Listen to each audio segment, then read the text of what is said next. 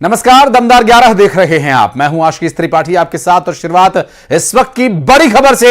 मध्य प्रदेश के स्कूल्स में फर्जीवाड़े को लेकर न्यूज 18 की खबर का बहुत बड़ा असर हुआ और भाड़े के मास्टर जी को लेकर प्रशासन अब सख्त हो गया है। लोक शिक्षण संचालनालय ने आदेश जारी कर दिया है और यहां आदेश जारी करते हुए कहा गया, स्कूल्स के बोर्ड पर अब शिक्षकों की तस्वीर लगेगी, जिससे बच्चे छात्र छात्रा अपने शिक्षकों की पहचान कर सकेंगे। आपको बता दें कि न्यूज 18 ने प्रमुखता से इस खबर को दिखाया था, जहां मास्टर जी जिनकी अपॉइंटेड ड्यूटी है वो अपने नीचे एक और प्राइवेट भाड़े का मास्टर जी रख लेते थे और खुद जहां मर्जी जाएं, लेकिन वो भाड़े के मास्टर जी आकर स्कूल में बच्चों को पढ़ाते थे। उनकी भी मजबूरी है।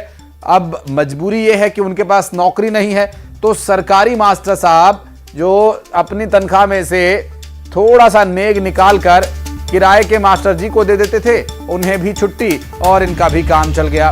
तो इस तरह की वीडियोस, इस तरह की पड़ताल जब न्यूज 18 ने की तो इस पूरे फर्जीवाड़े का खुलासा हुआ, जहां भाड़े के मास्टर जी और भगोड़े मास्टर जी दोनों की तस्दीक हुई। और अब जब कैमरे के सामने उनसे सवाल जवाब किए गए तो मास्टर जी बगले झांकने लगे। हालांकि कुछ देर बाद होश संभालकर उन्हें बता देना ही मुनासिब लगा कि मीडिया से अगर कुछ छिपाया तो पड़ताल करके वो कहीं ना कहीं से निकाल ही लेंगे। चलिए वो वीडियो भी आपको दिखाते हैं जब न्यूज 18 ने इसकी पड़ताल की। मतलब उनकी जगह पे आप कब से पढ़ा रहे हैं यहाँ पे, जानकी मैडम की जगह पे?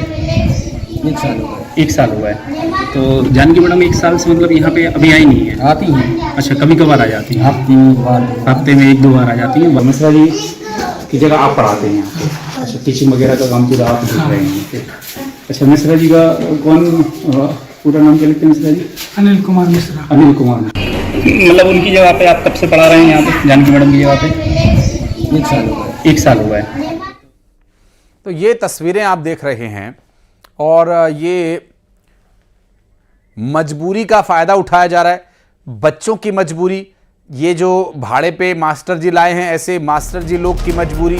लेकिन इसमें सबसे बड़ा यदि कोई नीच कृत्य है तो उस शख्स का है जो ऐसे भाड़े पे मास्टर जी को लाकर खुद काम चोरी कर रहा है। वासु हमारे सहयोगी भोपाल से इस वक्त हमारे साथ मौजूद है, बात करेंगे उनसे, जानेंगे उनके पास। वासु, न्यूज 18 की टीम जो हमेशा हमेशा अपने सामाजिक सरोकार की जिम्मेदारी निभाती है, इतना बड़ा खुलासा, जो खुलासे कभी स्टिंग ऑपरेशन से हुआ करते थे, खुले कैमरे पर न्यूज 18 की टीम ने कर दिखाया। और जब हम लोग ये खुलासे आशीष करते हैं, इस तरीके की रिपोर्ट्स करते हैं, तो हम लोग भी हैरान हो जाते हैं कि आखिर ऐसा कोई कर कैसे सकता है। ये देखिए आप फर्जी मास्टरों को, इनने फर्जीवाड़ा करने में जो मास्टरी है वो हासिल कर रखी है। शिक्षक होना, शिक्षा देना, जिसको एक बहुत पवित्र पेशा माना जाता है, जिनके कंधों पर ये जिम्मेदारी है कि वो देश का भविष्य गढ़ेंगे, बच्चों के भविष्य को उज्जवल बनाएंगे, विकसित भारत की तस्वीर तैयार करने में अपना एक योगदान देंगे, आत्मनिर्भर भारत बनाने की दिशा में जो कदम आगे बढ़ा रहा है शासन प्रशासन, देश का नागरिक जो है वो मेहनत करता है, टैक्स चुकाता है, उस टैक्स के पैसे से इन शिक्षकों के जेब भरते हैं, तनख्वाहें जो इनकी जाती हैं, लेकिन वो इसका क्या इस्तेमाल कर रहे हैं? फर्जी टीचरों को बैठा देते हैं वहां पर और खुद जो है वो गायब हो जाते हैं। तो इन लोगों के खिलाफ सख्त से सख्त जो एक्शन है वो लिया जाना चाहिए, सख्त से सख्त जो कार्रवाई है वो कहीं ना कहीं की जानी चाहिए, ताकि एक एग्जाम्पल सेट हो सके और इस तरीके की जो घटना है वो सामने ना आए, बच्चों के भविष्य से खिलवाड़ ना हो, देश के भविष्य से जो है वो खिलवाड़ ना हो। और ऑन कैमरा इस चीज का जो खुलासा है वो हुआ है, लिहाजा प्रशासन को और ज्यादा सख्ती बरतने की जरूरत है। लगातार जो जिम्मेदार लोग होते हैं, चाहे वो जिला शिक्षा अधिकारी हो, कलेक्टर हो, अन्य आला अधिकारी हो, आप जाइए, घूमिए, एक एक गांव में जाइए, एक एक स्कूल में जाइए, वहां पर पता करिए कि शिक्षा व्यवस्था के साथ कहीं इस तरीके का भद्दा मजाक तो नहीं हो रहा, इस तरीके का कहीं खिलवाड़ तो नहीं हो रहा, जो पूरे देश के भविष्य को अंधकार में डालने का काम तो नहीं हो रहा। तो इन तमाम चीजों पर जो रोक लगाना, जो अंकुश लगाना है वो बेहद जरूरी है और इस तरीके के भ्रष्टाचारियों के खिलाफ, फर्जीवाड़ा करने वालों के खिलाफ ऐसी कार्रवाई जो है वो होनी चाहिए, ताकि आने वाले समय में एक एग्जाम्पल क्रिएट हो और लोग जो है वो सरकारी स्कूलों को अपनाना शुरू करें, उनसे दूर भागना शुरू ना करें। एक तरफ तो सीएम राइज स्कूल जैसे जो कॉन्सेप्ट्स हैं वो आते हैं, जहां पर सरकारी स्कूलों को प्राइवेट स्कूल की तर्ज पर डेवलप करने की बात की जाती है। करोड़ रुपए का जो बजट है वो शिक्षा विभाग को कहीं ना कहीं आवंटित किया जाता है ताकि स्कूलों में हालात सुधरे, शिक्षकों को जो तनख्वाहें वो दी जाती हैं। लगातार हमने खबरें दिखाई हैं कि किस तरीके से डीए बढ़ा देती है सरकार, तमाम सुविधाएं देने का काम करती है, लेकिन उस सब के एवज में ऐसा फर्जीवाड़ा करने वाले लोग क्या कर रहे हैं ये भी देखने वाली बात होगी। और मुख्यमंत्री डॉक्टर मोहन यादव तो बहुत स्पष्ट कर चुके हैं कि हम हर सरकारी कर्मचारी के साथ खड़े हैं, इस प्रदेश के हर नागरिक के साथ खड़े हैं, लेकिन जो गलत करेगा उसे बख्शा नहीं जाएगा। तो तय मान के चलिए ये लोग भी नहीं बख्शे जाएंगे आशीष। और यूं ही बदनाम नहीं है बासु ये सरकारी महकमा, इस तरह के लोग जिन्हें भरपेट भोजन मिल रहा है लेकिन इनकी हवस की खोपड़ी नहीं भर के दे रही है। शैलेंद्र कौरव हमारे साथ नर्मदापुरम से जुड़े हुए। शैलेंद्र, ये न्यूज 18 की टीम ने कैमरे पर, खुले कैमरे पर दिखाया, कोई स्टिंग की जरूरत नहीं है। ऐसे मास्टर जी लोगों के साथ आखिर क्या होना चाहिए, ये जनता तय करेगी, प्रशासन तय करेगा या कोर्ट तय करेगा, ये भी एक बड़ा सवाल है।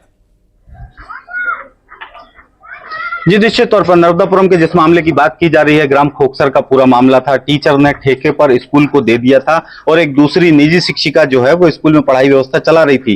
क्या क्वालिफिकेशन था, क्या सारी बातें थी, ये सब छोड़ दीजिए, लेकिन जिस व्यक्ति को जिस काम के लिए तैनात किया गया है वो वहां पे नहीं है। इसके बाद जो मॉनिटरिंग एजेंसी है, कई पैरामीटर्स हैं, पूरा प्रशासन, पूरा अमला लगा हुआ है इस बात की मॉनिटरिंग के लिए कि सबसे अच्छी शिक्षा व्यवस्था हो। मौलिकता भी गिरी, नैतिकता भी गिरी, जो पगार दी जा रही है वो भी बेकार जा रही है, और जिन बच्चों का भविष्य गढ़ने की बात की जा रही है वो भविष्य कहीं ना कहीं अंधेरे में, अधर में लटकता हुआ इन सब मामलों के कारण दिख रहा है। हाल ही में कल 19 तारीख को एक आदेश जारी हुआ है। लोक शिक्षण संचालनालय ने एक आदेश जारी किया है कि जो शिक्षक हैं जिनकी तैनाती है उनके फोटो स्कूल में लगेंगे। ये रिमाइंडर लेटर है। इससे पहले भी एक आदेश जारी हुआ था कि जो शिक्षक जहां पर तैनात है वो वहां पर उसकी फोटो और जानकारी रहेगी।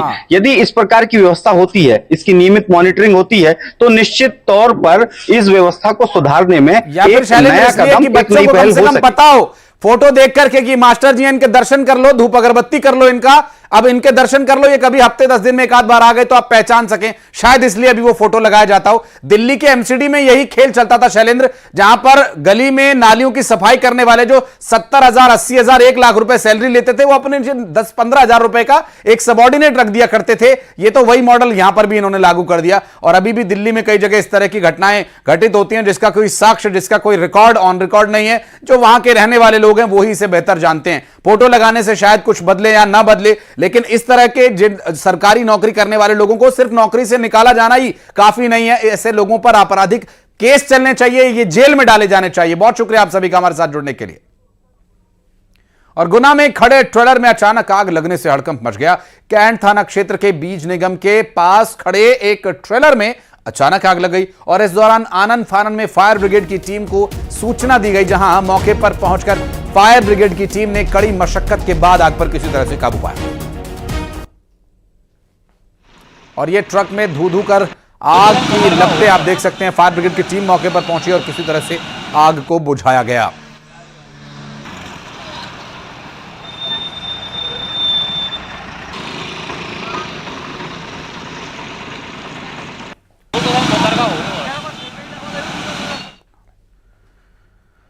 शिवपुरी में किसानों के बीच आपस में मारपीट हो गई। खाद के टोकन के लिए जमकर लात घूंसे चले। मारपीट का वीडियो भी सामने आया। कुलारस तहसील का ये वीडियो बताया जा रहा है। वीडियो आपको दिखाते हैं, जहां खाद का टोकन लेने के लिए जमकर लात घूंसे चले, और यही तो चाहते हैं वो लोग जो खाद की कालाबाजारी कर रहे हैं कि लोग आपस में लड़कर मर जाएं, एक दूसरे का कत्ल कर दें, उन्हें मार डालें या उनका सिर फोड़ दें, और हम आराम से बैठकर मलाई खाते रहें। क्या ऐसे ही लोग जो खाद की कालाबाजारी करते हैं, कहीं ये खाद वितरण केंद्रों को नियंत्रित तो नहीं कर रहे, कहीं कोई मिलीभगत तो इनकी नहीं है? फिर ये सवाल उन लोगों के होते हैं जो लोग वहां पर कई कई हफ्तों से, महीनों से लाइन में खड़े हैं, जिन्हें नंबर आके नहीं मिल रहा। जब उनको टोकन मिलता है तो उम्मीद जागती है कि शायद खाद भी मिले, लेकिन खाद खत्म हो जाती है, फिर नया टोकन लेना पड़ता है, फिर वही प्रक्रिया। अब ऐसे में आपस में जो एक दूसरे के, किसी का नंबर पहले आया, किसी का बाद में आया, आगे हटो पीछे हटो, धक्का मुक्की, और फिर ये सब परिणाम देखने को मिलते हैं। और बहुत धन्यवाद, बहुत साधुवाद ये गरीब किसान दे रहे होंगे उन लोगों को जिनकी वजह से वो इस हाल में पहुंच गए। और रतलाम से बड़ी खबर, जहां बड़ावदा थाने में हंगामा हो गया। नगर परिषद अध्यक्ष के पति पर मारपीट का आरोप लगा है। पत्रकारों से मारपीट का आरोप लगाए, थाने में हंगामा करने का वीडियो भी सामने आया। नगर परिषद अध्यक्ष के पति पर मामला दर्ज किया गया है और मारपीट की गई, पत्रकारों से मारपीट का आरोप लगा था और ये तस्वीरें सामने आई जहां बड़ावदा थाने में हंगामे की तस्वीर सामने आई। ये नगर पालिका अध्यक्ष की दादागिरी है, थाने में घुस के मारपीट कर रहे हैं, पुलिस थाना है। सुधीर जैन हमारे सहयोगी इस वक्त हमारे साथ जुड़ गए। सुधीर, ये वीडियो कहां का है और आखिर क्या है ये पूरा मामला?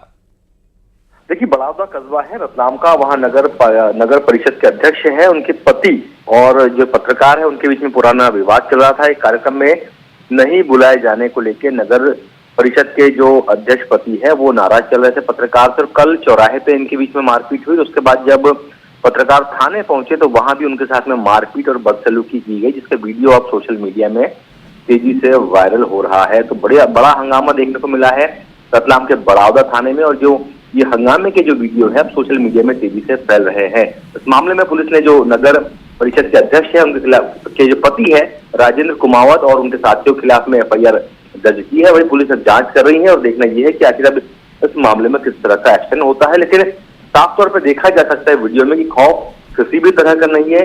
इन रसूख के चलते थाने के अंदर भी मारपीट करते हुए ये लोग नजर आ रहे हैं।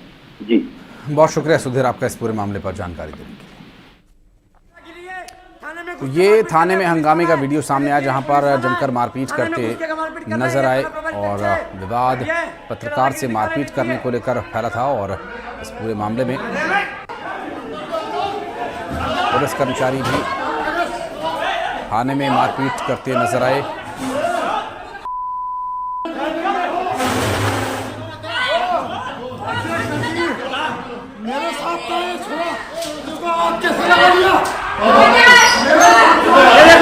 ये नगर पालिका अध्यक्ष की दादागिरी है, थाने में घुस के मारपीट कर रहे हैं, पुलिस थाना है। ये देखिए, ये पुलिस थाना है, थाने में घुस के मारपीट कर रहे हैं। ये थाना प्रभारी अध्यक्ष है, ये दादागिरी दिखा रहे हैं। देखिए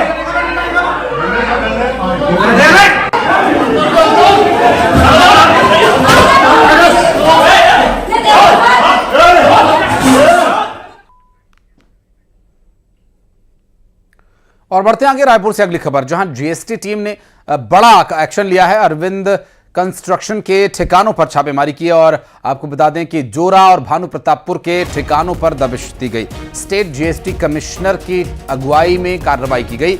GST चोरी और फर्जी बिल्स की शिकायत पर कार्रवाई की गई है।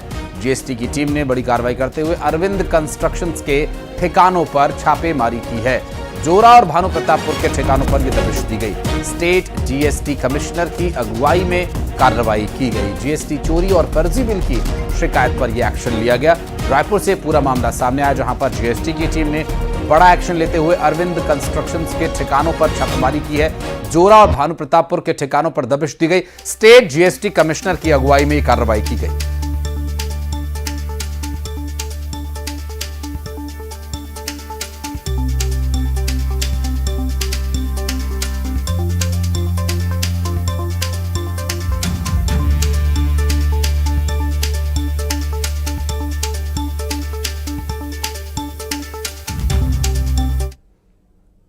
और जबलपुर में पुलिस थानों में बने मंदिर का मामला, हाईकोर्ट में दायर याचिका पर सुनवाई हुई और नोटिस पर सरकार ने पेश नहीं किया जवाब। सरकार ने जवाब पेश करने के लिए वक्त मांगा है। हाईकोर्ट से मांगा 3 हफ्तों का समय। 12 दिसंबर को होगी अगली सुनवाई। दरअसल हाईकोर्ट से 3 हफ्तों का समय मांगा गया है सरकार के द्वारा। और पुलिस थाने में बने मंदिर, जहां पुलिस थाने में तैनात पुलिस कर्मचारी अधिकारी धूप अगरबत्ती करते हैं, हाथ जोड़ते हैं। अब ऐसे मंदिर को लेकर कार्रवाई की बात की जा रही है और जवाब सरकार जो देगी वो 3 हफ्ते के समय लेने के बाद देगी। बात करेंगे पवन पटेल, हमारे सहयोगी इस वक्त हमारे साथ जुड़ गए हैं। पवन, क्या है डिटेल्स, अभी क्या चल रही कार्रवाई फिलहाल? जी बिल्कुल, ये पूरा मामला जो है मध्य प्रदेश के तमाम थानों में जो धार्मिक स्थल बने हैं, अधिकतरों में मंदिर बने हैं, उन मंदिरों को लेकर के एक याचिका दायर की गई थी, जिसमें कहा गया था कि आखिर किस गाइडलाइन के तहत ये धार्मिक स्थल, सार्वजनिक स्थान यानी पुलिस थानों के अंदर बनाए जा रहे हैं। क्योंकि ये मामला एक धार्मिक भावनाओं से जुड़ा हुआ है कि मंदिर बनाए जा रहे हैं और ज्यादातर जगहों पर मंदिर ही बनाए गए हैं, जिस पर आपत्ति दर्ज कराई गई थी। और कोर्ट में जब कल इसकी सुनवाई हुई तो कोर्ट ने सरकार ने कोई जवाब पेश नहीं किया है। इसके पहले जो सुनवाई हुई थी उसमें सरकार को जवाब पेश करने के लिए समय दिया गया था, लेकिन सरकार की तरफ से ना तो ये बताया गया कि गाइडलाइन कौन सी है और ना ही ये बताया गया कि कितने थानों में मध्य प्रदेश के इस तरह से धार्मिक स्थल बनाए गए हैं। तो इसको लेकर के सरकार ने जब अपनी तरफ से 3 हफ्तों का और समय मांगा तो हाईकोर्ट ने उन्हें फटकार लगाते हुए कहा है कि ये कोई इस रवैये पर फटकार लगाई और ये भी कहा कि ये इस तरह की लापरवाही जो है नेग्लिजेंस माना जा सकता है और इस पर कॉस्ट भी लगाई जा सकती है। फिलहाल कोर्ट ने 2 हफ्तों का समय दिया है सरकार को, तो सरकार से 2 हफ्तों में ये जवाब मांगा है कि किस गाइडलाइन के तहत ये मंदिर बनाए गए हैं, धार्मिक स्थल बनाए गए हैं और जो बनाए जा रहे हैं उसमें किसकी भावनाओं को ध्यान में रखा गया है और क्या क्या तथ्य इसमें शामिल किए गए हैं, किन चीजों को ध्यान में रख के बनाया गया है, कौन सी सरकार की गाइडलाइन है, पुलिस की गाइडलाइन है। ये सारे सवाल जो है सरकार से और डीजीपी से, गृह मंत्रालय से पूछे गए। बहुत शुक्रिया, अगली सुनवाई जानकारी देने के लिए आपसे डिटेल्स लेते रहेंगे। पवन, अभी ये जो पूरा मामला है कोर्ट में है तो निश्चित रूप से इस पर बहुत ज्यादा बातचीत करना भी ठीक नहीं होगा। अब कोर्ट में जब सरकार का जवाब दाखिल होगा तब कहीं जाकर स्थिति और स्पष्ट हो सकेगी। बहुत शुक्रिया। और गुना में छात्रों पर हमले के विरोध में अखिल भारतीय विद्यार्थी परिषद यानी एबीवीपी ने मौन पैदल मार्च निकाला। सैकड़ों की संख्या में छात्र मार्च में हिस्सा लेने पहुंचे और अपना विरोध जताया। दरअसल कम्युनिस्ट वामपंथी संगठन के सदस्यों ने 5 छात्रों पर धारदार हथियार से हमला किया था, जिसमें 5 छात्र घायल हो गए थे, जिनमें 3 की हालत गंभीर बताई जा रही है, जिनका इलाज चल रहा है।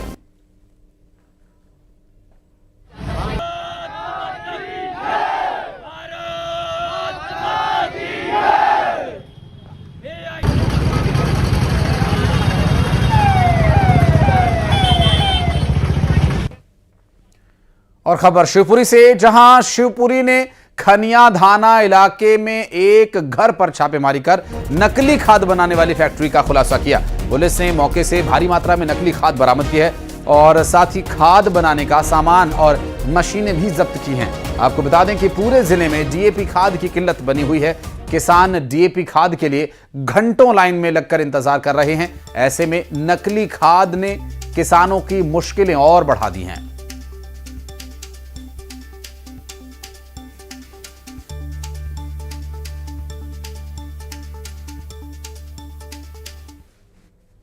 हार में ऋषिमान लोधी अपने मकान में भारी मात्रा में अवैध रूप से डीएपी खाद का निर्माण कर रहा है। उक्त सूचना के आधार पर दबिश दी गई तो वहाँ पे काफ़ी मात्रा में अवैध रूप से डीएपी की खाद की बोरी भरी हुई पाई गई तथा रॉ मटेरियल जिससे वो खाद निर्माण कर रहे थे वो भी पाई गई। एक मशीन मिली है जिससे वो खाद की बोरियों को सिल रहे थे। कंपनी का जो डीएपी खाद होता है ना, उसी के हूबहू नकल करके उसकी बोरियों में खाद पैक कर रहे थे। कुछ आरोपी आप नहीं, आरोपी फरार हो गया है। जिसको घर मालिक था, जो ऋषि लोधी था, वो घर से फरार हो गया है। उसके विरुद्ध एफआईआर दर्ज की जा रही है। तत्काल खाद्य विभाग को बुलाया गया और खाद्य विभाग के द्वारा संयुक्त रूप से कार्रवाई की गई। और खबर सीधी से, जहां से धर्म परिवर्तन करवाने का एक मामला सामने आया। बताया जाता है कि बहरी इलाके में बड़ी संख्या में हिंदुओं का ब्रेन वॉश कर उनका धर्म परिवर्तन करवाया जा रहा है, उन्हें लालच दिया जा रहा है, डराया जा रहा है और इसका एक वीडियो भी सामने आया। दरअसल इस पूरे मामले की जानकारी मिलते ही हिंदू संगठनों ने थाने में जाकर इसकी शिकायत दर्ज कराई और हिंदू संगठन के लोगों के द्वारा कहा गया कि लालच देकर, डराकर धर्म परिवर्तन कराया जा रहा है और पुलिस से अब न्याय की गुहार लगाई जा रही है।